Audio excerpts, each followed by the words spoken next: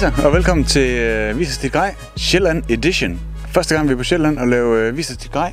Vi står herude ved Kasper og alle hans gutter, og nu snakker vi lige om alle maskinerne ind ad gangen. Kasper, det er din maskine det her? Ja, det er en VG Explorer fra 2015 eller 16, jeg kan ikke huske det. Og så er det min egen lille smadreknaller eller baghjulsmaskine, eller hvad man vil kalde det. Vi kalder den for Danmarks mest holdbare VGA. Den har været igennem lidt af hvert.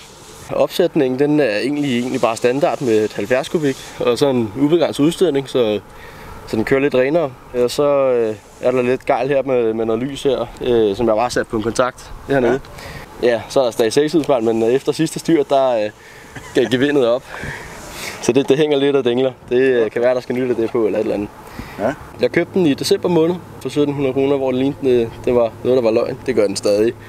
Men nu synes jeg, du er hård vind. Et par vers senere stod der mig for høj og lidt af hvert lidt klistermærker. Så, Nu siger du støddæmmer for høj, men det er jo også støddæmmer for skyder, kan jeg se. Prøv lige komme her om scenen.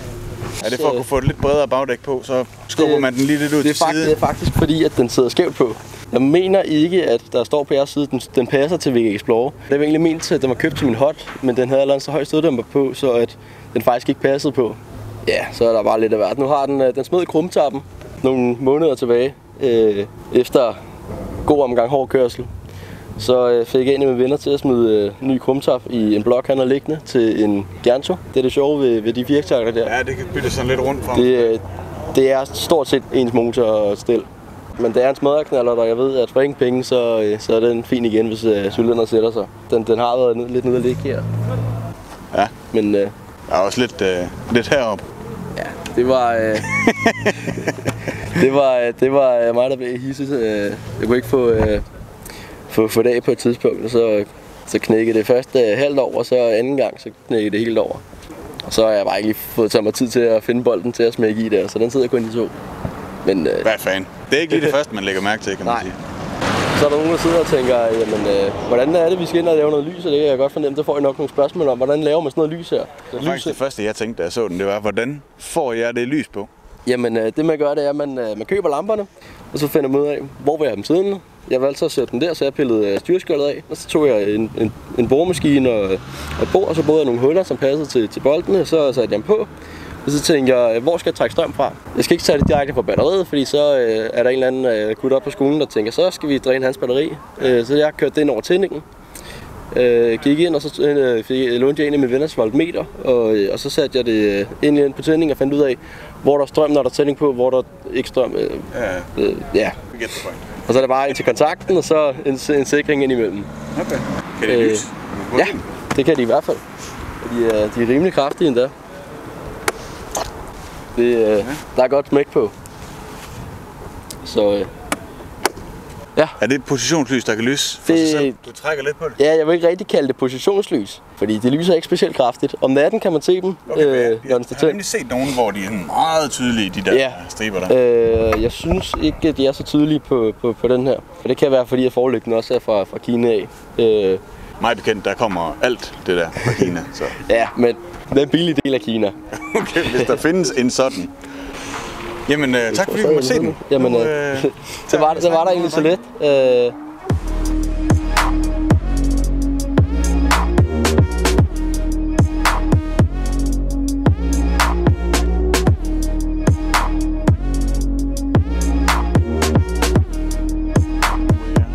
Godt. Hvad hedder du?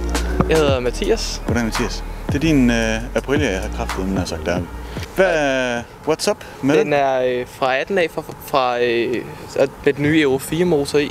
Og jeg købte den selv brugt her for et halvt års tid siden i påskeferien. Så det har været en rigtig fed sommer for mig og sæson også. Ja, helt sikkert. Ude at lægge en masse kilometer.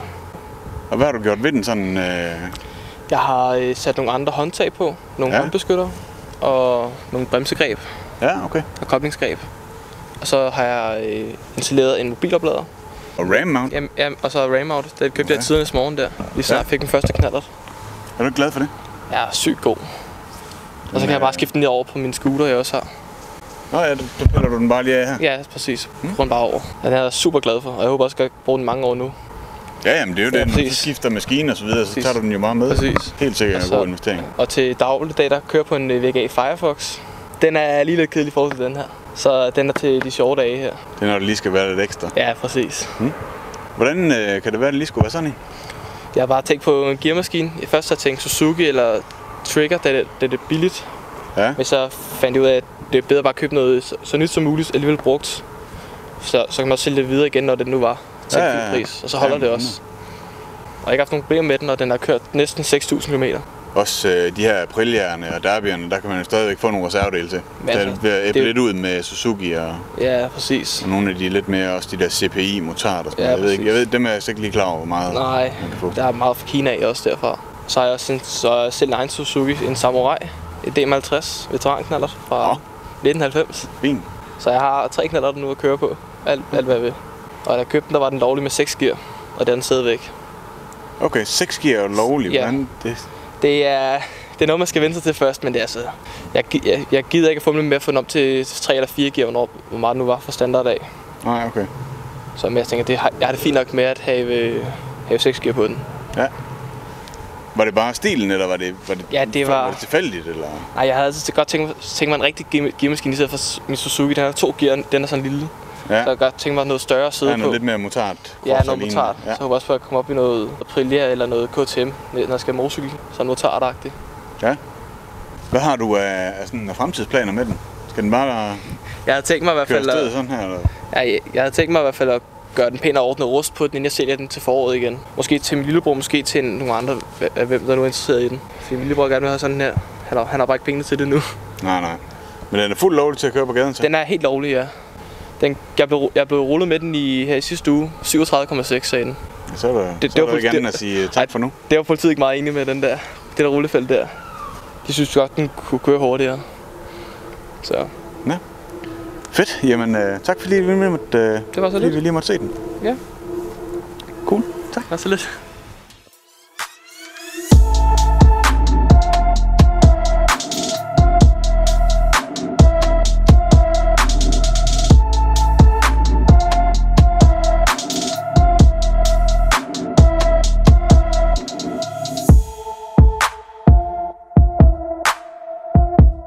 Fedt. Så står vi her, Patrick.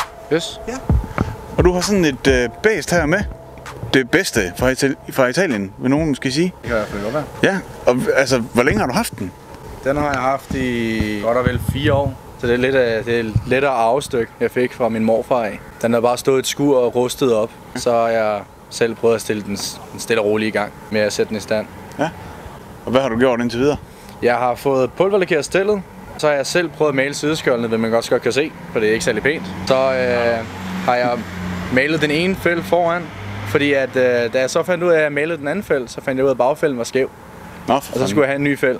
Okay. Og så har jeg bare ikke lige fået malet det sort bag i også. Og så har jeg fået drejet nogle, eller ikke fået, jeg har selv drejet nogle fodstøtter. Noget 60-61 aluminium, og lavet nogle specielle bøsninger i messing til at montere det til selve understellet. Og så ellers så har jeg bare smårenoveret motoren. Jeg har ikke skiftet leje, jeg har bare skiftet cylinder og renset karburatoren. Okay. Sådan lidt. Og den kører vel bare for vildt? Den er vildt med hurtigt. Ja. Kører de der små 35 på en lige vej, og så ned ad bare kan den godt komme lidt højere op. Det handler om rejsen. Det er jo ikke altid målet. Og så ellers så har jeg lavet et nyt ledningsnet til den. Det er heller ikke så svært, det er 3 ledninger. det skulle være til at overse. Ja? Og ny tændspolkabel og sådan ting. Okay. Fra Speedline også. Hvor ellers? Ja, og så lidt filtre til benzinen og sådan noget. Cool. Den er lidt speciel, den her lak. Det er ikke den originale, er det? Nej, det er det ikke. Den kunne godt ligne lidt original, men den har mere glimmer i end den originale. Ja, den er sådan lidt dybere og mere blank. Jeg kan ikke lige huske, det er en eller anden industrilak, der er blevet brugt på den. Det er en eller anden ralfarve, som der så er blevet kørt noget klar lak over med noget glimmer. Og ellers, så det var bare fordi det var billigt. Jeg fik et godt tilbud på det, og det hjælper rigtig meget på udseendet. Ja, jamen selvfølgelig. Ja, det står lidt mere frisk. Men ellers er der ikke blevet lavet så meget andet. Ja, den er mega fed. Den er ret. Jeg er jo også lidt farvet i og med, at jeg selv har sådan en der. Så. Men så har du noget andet stående herovre også. Den bliver du nok nødt til også lige at fortælle lidt om, hvad det handler om. Ja, det var egentlig bare det, jeg var inde forbi et sted, der hedder Ingehave Motor. Og så havde de opkøbt nogle motorcykler fra et eller andet firma, der var dødt. Så gik jeg derind og lige kiggede, hvad de havde. Og så jeg, der stod en RS 125 Toronto. Og så tænkte jeg, den skal jeg have. Og det er bare lige nu. Og det er bare lige nu. Og han vidste ikke rigtig noget om den. Okay. Så jeg fik den til en god pris, der hedder omkring de der. Jeg fik den for 10.000. Men det her, det er jo en motorcykel. Det er jo ikke... Ja. Det er jo ikke en knallert. Den er lidt større. Ja, så det er nu. Men det er en totakter. Det er en totakt. Ja. Sindssygt forrør, den ligger for dagen dernede. Ja, det er sådan det er et Big Board Tiger Performance udstødningssystem. Og så er der noget Ital kit, 140 kubik kit på, og noget 34 mm karburator med noget Polini skumfilter og en V-Force 3 membranplade. Så det er sådan lettere optimeret. Ja, okay. Så det er ikke helt bone stock. Nej. Den er meget speciel. Ja, den er ikke født med det styr der. Nej, det er et lidt tykkere styr. Det er sådan et universelt cross-styr. Det er de der 28,6 mm. Men ja, og så er der nogle styreinspejl på, fordi de andre, de var eddermed med grimme, den der kom på dem. Og så lidt mobilholder og noget lader. Men det er også bare, det er meget behageligt at sidde med sådan bred vingefang, når man er ude. Det hjælper dog ikke på en 125, og man laver mere vindmodstand. Men den er rimelig kvik. Hvis man tænker på, at den er så lille. Den er sgu ret fed. Den har jo de der små 40 heste. Og standard har den 36. Men ellers så er alting standard nærmest. Fælde og det hele med, og lakken. Det er også standard med standardstafferinger og sådan noget. Malet lidt stel. Eller stelforstærkerne, der er indvendigt, dem har jeg malet. Men ellers så har jeg prøvet at holde det meget standard. Fordi den står flot, synes jeg selv. Ja, jeg har ikke nogen grund til at gå ud og male ting på den, som egentlig. Altså, det er først, når jeg begynder at lave rigtig mange ridser, jeg har omlægget. Ja. Du har været i gang med kaliber og sådan noget, kan jeg se. Ja, den forreste kaliber har jeg fuldt renoveret med nye stempler, nye pakninger og nye skruer. Dog kunne jeg ikke finde nogen bremseslange, der var lang nok, så jeg stjal en for en Gilly Runner, og den passede sådan cirka, og den virker uden nogen problemer. Så det er rigtig godt bremse, der er på den der, fordi det er jo 4 stemplede foran, og så er det 2 stemplede bagi. Man kan også godt føle, at den er lavet til race, fordi den ligger rigtig godt på vejen i forhold til mange af de andre. Ja, man kan godt forestille sig, at den har en god geometri og sådan. Ja, den er lavet til at tage sving. Ja, helt sikkert. Dog kører den ikke langt på literen, så man skal ikke forvente, at det er billigt at køre. Nej. Den er hyggelig. Så må folk jo selv sige, hvad de vil. Ja, jamen altså, for fanden, så længe du er glad for den. Jeg kan sagtens se appellen. Ja. Sagtens. Der er mange, der siger, at pille forlygten af at sætte en eller anden Street Fighter forlygt på. Men jeg vil gerne beholde den. Det kan folk jo bare gøre. Det må de gøre, når de engang køber den. Ja, det kan jeg godt. Men det er sådan set det hele. Fedt. Jamen, tak fordi vi lige må se den. Hvad så det?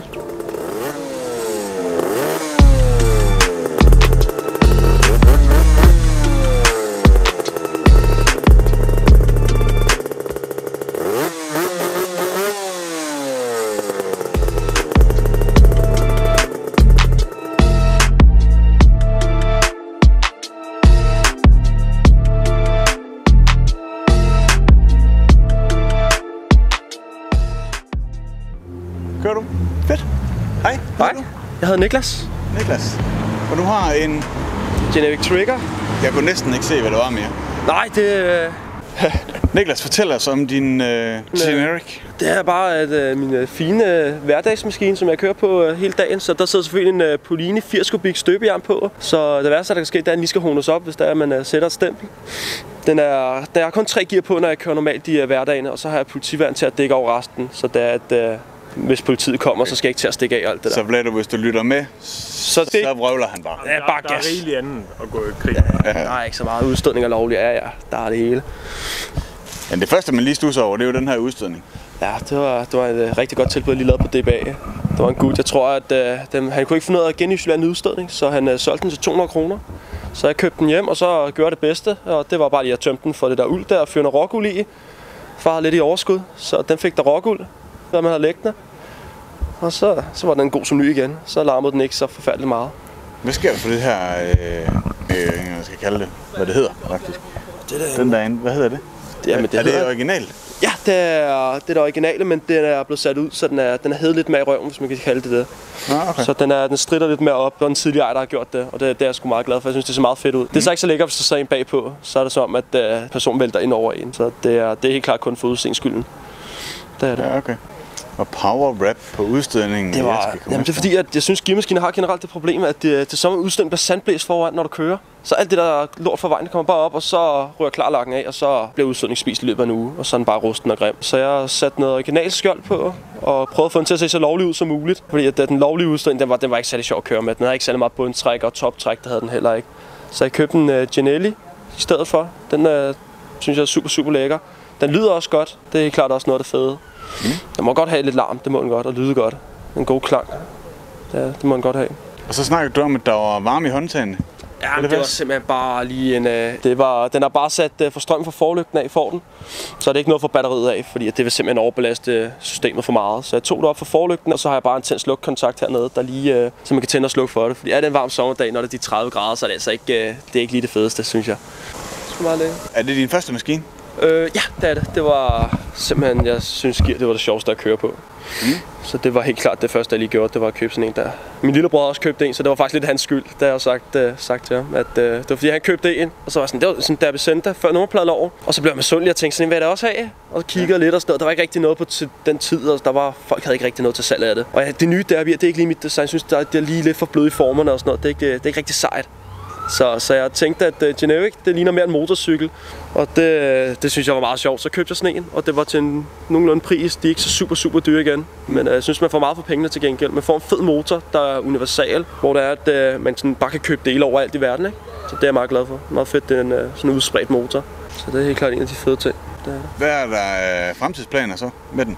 Jamen, jeg har gjort det helt klar med den nu. Der sidder Polini-lejer i og ny krumtop og 28 mm, og der kommer snart min V-Force-dus, den får jeg snart hjem. Så jeg er meget glad for, som den er nu. Jeg har som sagt en alucylinder derhjemme, men den er ikke så meget for at putte på, fordi den bliver slidt hurtigt, føler jeg. Fordi når den kommer op i de der høje omdrejninger der, så er det sådan lidt. Så jeg kører meget støbejern her for tiden. Den synes jeg, den kører også skide godt på Linis der. Ja. Der er mange kræfter i, og så synes jeg også, den er sindssygt robust, fordi jeg har varmesat stemplet en gang før. Og det kunne man faktisk ikke se på cylinderen. Stemplet havde fået lidt ridser, ikke? Men super fed kvalitet, det må jeg indrømme. Det her sæde, hvad er det for noget? Er det tidligere ejere, der har været i gang? Nej, det er faktisk mig, der lige måtte give den gas, fordi at det rigtige sæde, der havde et hul. Og hver gang der regner, du satte dig, det var så træls. Det var simpelthen, du blev bare våd i underbukserne, og det var flere dage efter, du kunne mærke det. Så jeg købte sådan en kit der, hvor man selv skal betrække det. Og så sad jeg simpelthen bare en aften. Det er en rigtig hyggeopgave, det er ikke svært, vil jeg sige. Det kræver bare tålmodighed, og lige at få gjort det. Og så synes jeg er meget sjovt design med de her riller her. De tager godt fast i, hvis du har de rigtige bukser på, så sidder du sindssygt godt fast. Så og så synes jeg også, det gør bare, det ser rigtig pænt ud, alt orange, ikke? Så er det også, du kan højtryksspule det. Det er helt klart også noget af det fedeste. For nu kan du se det ret beskidt, ikke? Så tager man bare lige og spuler det en gang, så rører det hele af. Sådan noget kunstlæder. Det er ret lækkert, ja. Fedt. Jamen, tak fordi vi lige måtte se den. Og så, vi skyder lige lidt b-roll af den, og så er vi lige tilbage. Kobling. Nå, nu vil jeg gerne lige Koblingen. Ja, du kan lige prøve den. Det er hydraulisk. Ja, det er... Altså helt ærligt, hvis det bliver du nødt til lige at fortælle lidt om. Ja, jamen det der sker med den her, det var, at jeg var træt af den originale kobling. Den fedtede rundt som en tosse. Så jeg købte en Polini-kobling. Det kom så med den konsekvens, at federne var hårdere. Så det var simpelthen en kamp. Det man blev simpelthen kramp i hånden, når der var rødt lys. Så skulle man simpelthen holde den inde, og det var sgu træls. Så kigger jeg lidt, hvad de havde på nettet, og så faldt jeg over den her hydrauliske her, som der gør det super, super lækkert.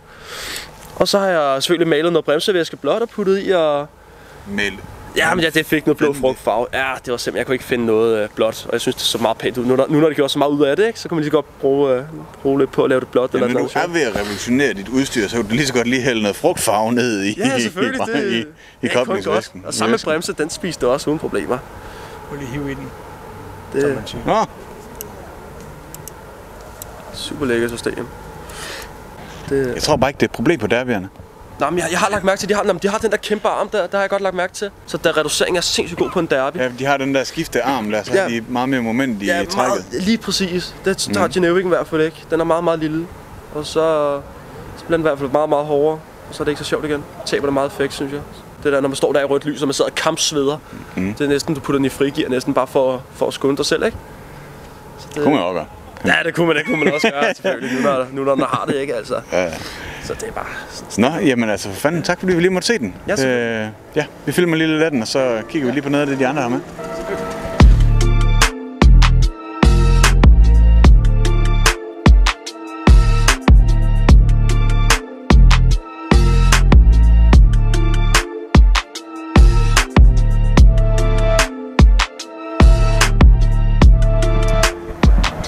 Fedt. Kasper, du har en maskine mere. Kan du ikke fortælle os, hvordan den foruden ikke at ligne den anden, hvad den så udmærker sig ved? Den udmærker sig ved, at han har lavet lidt ved udstilling, hvor min jeg har beholdt Genelliens så original som muligt. Og så tænker man, den er jo ikke lovlig. Det jeg har fundet mig frem til, det er jo, hvis de er e-mærket og typegodkendt, så er det jo faktisk lovlige. Ja, hvis det er En hurtig jura-lektion her. Hvis den er original 30'er, altså fra fabrikken, så er den typegodkendt til den. Alt det andet e-mærke, det er kun 45. Okay, jamen, så den har jeg valgt at bibeholde, som den er. Så man ligesom kan se, at den er lidt, fordi jeg synes, det er lidt pænere, at den er sådan der. Den er, men det er jo, nogen vil kalde det patina. Ja. Og det sådan bliver det jo. Ja. Og så selvfølgelig er der jo hvid forlygte, og der står forsigtig og lidt af hvert. Og så har jeg ja, okay. så har jeg valgt at bibeholde den originale nummerpladeholder. Og så letvægtsmontering, sådan at det ikke vejer det samme som bolde. Ja, det er hurtig løsning. Og så kan man se på passagerfodhvilerne. Ja. De er en lille smule stærkere end min kære ven Niklas. Det er hjemmelavet. Ja. Ja, hjemmelavet af den gamle ejer. Men nu kører man jo ikke 2 på sådan en her, så hvad bruger du dem så? Nej, det gjorde den gamle ejer. Og så tænker jeg, at de ser faktisk meget fede. De ser faktisk meget fede, men så fandt jeg ud af, at man kan selvfølgelig sidde, og så kan man rykke sig længere bagud, og så kan man bruge dem til, det er sådan, når man skal ud på nogle længere ture. Så kigger man så på baglygten og tænker, der er en stor grim hul og nogle ledninger. Der har jeg valgt den hurtige løsning, og det er en tuner baglygte. Upside down kan man kalde det. Ja, jeg skulle lige til at sige, er det fordi det er med upside down forgaffel, så er det også med upside down baglygte. Ja, det er sådan vandet, at det kan rende af. Ja, vi tænkte, det så lidt fedt ud, at den vendte sådan der. Og så hurtig løsning, det var bare noget gaffatape. Og så er ledningen smækket direkte på batteriet. Og så med en kontakt imellem, så vi bare lige skal sætte noget sammen. Du har trods alt sat en kontakt. Ja, det er faktisk egentlig det mest hovedsagelige og lidt genkendelige ved den der frem for den anden, udover at der mangler et lille dækkel hernede. Det du skal også til at sige, du kan jo altid kende den her, det er den der, hvor man kan se svinghjulet. Ja, men det faldt af i går, da jeg var ved at køre til ølstykke. Så var det lige tasken med det. Jamen igen, de er jo til at få, de der dæksler. Ja, men altså, jeg har det liggende, jeg fandt det igen. Så det er faktisk bare bolden, jeg skal bruge. Men det der, er det ikke plastik fra skjoldet? Nej, det er plastik fra den gamle, jeg vil sige afskærmning. Ja, der sidder sådan nogle riller i. Ja, yes. Det er formentlig nok den gamle ejer, der har knækket det af ved en fejl. Okay. Men jeg tror nok heller ikke, det kan være der sidder 16 tandens fortandhjul på. Hov!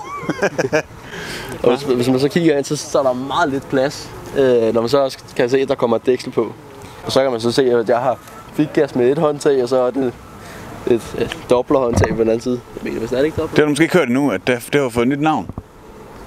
Da vi var i Odense, der hedder det jo... Stage 6, smækgas. Smækgas? Smækgas, ja. Det er vist kun fra Stage 6, det hedder. Stage 6, smækgas. Nej, men det er en af de gamle modeller. Det er faktisk, den burde I godt kunne kende, fordi den har knækket et par gaskabler. Helt nye gaskabler, der er kommet i. Første gang, der er blevet taget gas, så er det knækket. Den har I sendt et par gaskabler til, kan jeg huske. Okay, men derfra så til at... Nå, det er sgu da Kasper med gaskablerne. Nej, han står på opslagstavlen som ham, der ikke kan montere gas. Ja, det er derovre i monteringsafdelingen, det fungerer. Det er den gamle ejer. Det er den gamle ejer. Der er meget, der falder tilbage på den gamle ejer. Så hvis du sidder derude og har ejet den her maskine... Han bor faktisk lige hernede. Nå. Jeg skrev til ham, om han ville have booken med, men det kunne han ikke nå. Men det er egentlig det mest usaglige, der er. Og så sidder der selvfølgelig powerfilter og 17,5 mm på linje CB-karburator på. Så med en 16-55 gearing. Jeg har et 53 tons bagtandhjul liggende derhjemme, som måske skal på et tidspunkt. Mm. Ja, det er egentlig det, der er det gengældelige ved den her frem for den anden. Udover at den selvfølgelig lige har haft knækkestillet hernede på et tidspunkt. Så det er noget hjemmesvejs, der sidder på. Ja, det gider vi ikke fremhæve, hvis du nogensinde skal sælge den igen, det bliver noget. Nej, det er hjemmesvejs, det er godt. Okay. Godt. Jamen tak, fordi vi måtte se den her fine maskine også. Jamen, det var da så lidt. Tak fordi du så med i det her afsnit af Vis os dit grej. Første gang vi var på Sjælland. Husk at fortælle drengene nede i kommentarfeltet, hvad du synes. Om der er noget, de lige skal stramme lidt op på, eller om det bare sad lige i skabet. Vis os dit grej holder en lille vinterpause, kan man sige. Men e-mailen den er selvfølgelig åben, så hvis du har noget, som vi skal komme og kigge på, så skriv en e-mail til os, fortæl lidt om det, send nogle billeder med. Skriv Vis os dit grej i emnefeltet, og så vender vi tilbage til jer. Indtil vi ses igen, så pas rigtig godt på jer selv. Vi ses. Stay tuned. Peace out.